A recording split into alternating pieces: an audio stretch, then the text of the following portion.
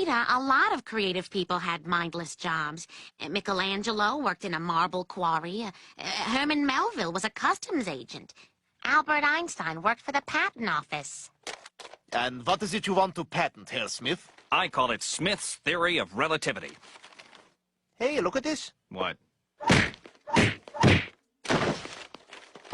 All right. Well, in 1895, Einstein, he failed a simple entrance exam to an engineering school in Zurich. Okay, he was a dropout. He was a dropout student.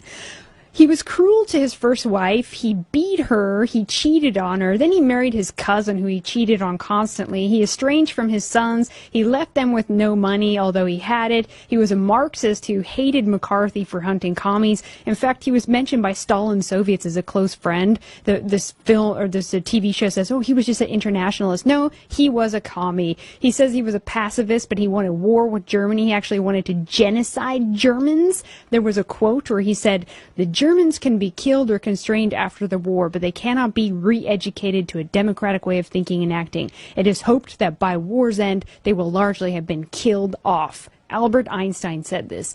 At Lincoln University, California, Einstein gave a speech in which he called racism a disease of white people and added, I do not intend to be quiet about it. But he was vehemently anti-nationalist and anti-white, but very, very pro-Jewish. In fact, he was offered a presidency of Israel.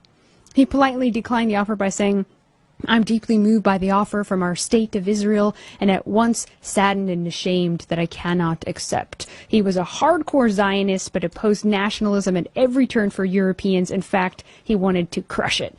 So what did he give us anyway? Everything is relative, moral relativism, nothing is certain, no such thing as an absolute, anything goes, what is truth anyway? There's no meaning except relativism, of course, right? So only his view of the universe is the right one that we're all choking to death on, right? Many physicists disagree with his theories because that's all they are, is theories. Well, how has he even gotten this big in the first place? Well, it's a fact that his work was not only twisted, unscientific ideas, but that it was science that was plagiarized. I know Red Ice did a show on this, a great show on this, covering this in detail.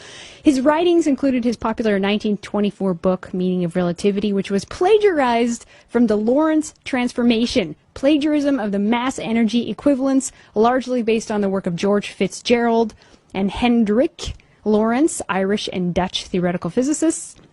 And also the work of French physicist Henri, help me with this, Poincaré. Henri Poincaré. There you go. He developed Henri Poincaré. There you go.